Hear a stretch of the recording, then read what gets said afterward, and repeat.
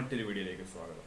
നമ്മൾ ഇന്നലെ നമ്മുടെ കമ്മ്യൂണിറ്റിക്കകത്ത് യൂട്യൂബ് കമ്മ്യൂണിറ്റിക്കകത്ത് ഒരു പോസ്റ്റ് നിങ്ങളുടെ വരച്ച് നോക്കണമെന്ന് പറഞ്ഞ് ഷെയർ ചെയ്തു.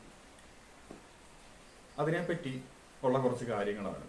എന്തുകൊണ്ട് ആ ഒരു സ്റ്റോക്ക് വാങ്ങിക്കണം, ഒരു ലോസിലോട്ട് അത് തിരിച്ചു പോകും, നമ്മുടെ വ്യൂവിന് ഓപ്പോസിറ്റായിട്ട് പോവുകയാണെങ്കിൽ എന്ത് ചെയ്യണം, ഇങ്ങനത്തെ കാര്യങ്ങളൊക്കെ നമ്മൾ ഡീറ്റെയിൽഡ് ആയിട്ട് ഒരു വീഡിയോ ചെയ്യും. അപ്പോൾ അത് കണ്ടിട്ട് നിങ്ങൾക്ക് എല്ലാവർക്കും നന്നായിട്ട് പഠിക്കാൻ പറ്റും. അപ്പം ഒരു വ്യൂ തെറ്റാണെന്നുണ്ടെങ്കിൽ എന്ത് ചെയ്യാൻ പറ്റും, അങ്ങനത്തെ കാര്യങ്ങളെ പറ്റിയൊക്കെ നമുക്ക് ഇപ്പോൾ ഒരു വീഡിയോ ചെയ്യാം. അപ്പോൾ നമുക്ക് ട്രേഡിങ്ങിലോട്ട് പോകാം. ഹായ്, ഇപ്പോൾ ഈ ഒരു ചാർട്ട് അശോക് ലേലാൻഡിൻ്റെ ആണ്. നമ്മൾ ട്രേഡിംഗ് വ്യൂവിലാണ് ചാർട്ട് ഓപ്പൺ ആക്കി വെച്ചേക്കുന്നത്.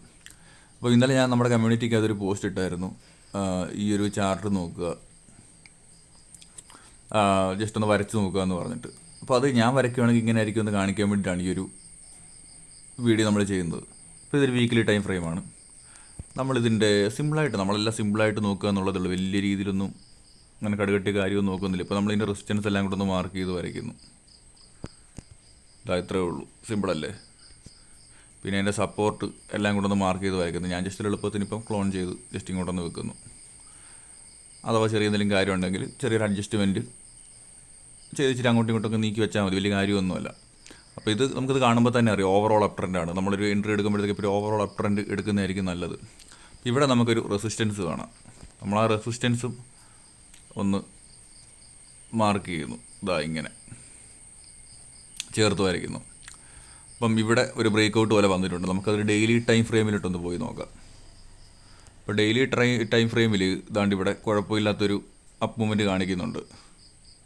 കുഴപ്പമില്ലാത്തൊരു ക്യാൻഡിലുണ്ട്, താഴെ കുഴപ്പമില്ലാത്തൊരു വോളിയം ഉണ്ട്, നിങ്ങൾക്ക് ഇവിടെ നോക്കുമ്പോൾ കാണാം. പിന്നെ ഇതിനകത്തിന് നടക്കാനുള്ള ചാൻസ്, ഇപ്പം കുഴപ്പമില്ലാത്തൊരു എൻട്രി വേണമെങ്കിൽ എടുക്കുക. ഇപ്പം അടുത്ത് നടക്കാനുള്ള ചാൻസ് എന്ന് പറയുമ്പോഴത്തേക്ക് ഒന്നുകിൽ ഇങ്ങനെ പോയിട്ട് പിന്നെ മുകളിലോട്ട് പോവാം,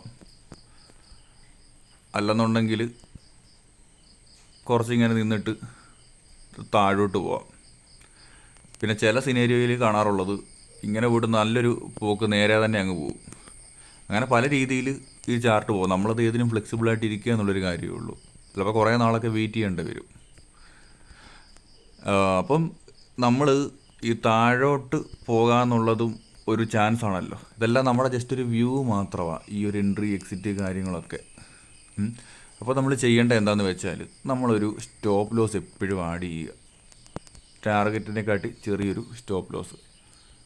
അതായത് ഇതിനകത്ത് ഇത്രയേ ഉള്ളൂ. നമ്മൾ എൻ്റെ ഇവിടെ ഒരു എൻട്രി എടുക്കുകയാണെന്നുണ്ടെങ്കിൽ നമ്മളൊരു 1:2 റിസ്ക് റിവാർഡ് നോക്കുന്നു. അതുകൊണ്ട് ഇവിടെ ഇതിൻ്റെ താഴെ ഒരു അത് വെക്കുന്നു. അതായത് നമുക്കൊരു വീക്കിലി ടൈം ഫ്രെയിം ഞാൻ കാണിച്ചു തരാം. അപ്പം ഈ ട്രെൻഡ് ലൈനിൻ്റെ താഴെ നമ്മളൊരു അത് വെക്കുന്നു. ഇപ്പോൾ ഏത് ടൈം ഫ്രെയിമിലാണ് കയറുന്നതെന്ന് വെച്ചാൽ എൻ്റെ ഒരു 1:2 നോക്കുന്നു. മനസ്സിലായി. അപ്പം ഈ ഒരു ചാർട്ട് ഇങ്ങനെ പോയെന്ന് പറഞ്ഞാൽ നമ്മുടെ റിസ്ക് അവിടെ മിനിമല. അല്ലാതെ പിന്നെ അത് വെച്ചുകൊണ്ടിരുന്നത് അഗാധമായിട്ടുള്ള താഴോട്ടുള്ള പോക്കായിരിക്കും. അതാണ്ട് ഇവിടെ ഈ എവിടെ വരെ ചെല്ലുമെന്ന് നോക്കുക. ചിലപ്പോൾ ഇങ്ങനെ പോയിട്ട് ചിലപ്പോൾ താഴെ 100 വരെയൊക്കെ പോയി. അപ്പോൾ അത്രയും നമ്മുടെ ക്യാപിറ്റൽ ബ്ലോക്ക് ആവുക. നമ്മുടെ ക്യാപിറ്റൽ നമ്മളിപ്പോഴും സേഫ് ആക്കണം. അപ്പം സ്റ്റോപ്പ് ലോസ് ഒക്കെ എല്ലാവരും സ്ട്രിക്റ്റ് ആയിട്ട് ഫോളോ ചെയ്യുക. നല്ലൊരു എൻട്രി കാണുമ്പോഴത്തേക്ക് കയറുക. ഇതുപോലെ പല പാറ്റേൺസും നമുക്ക് കാണാൻ പറ്റും.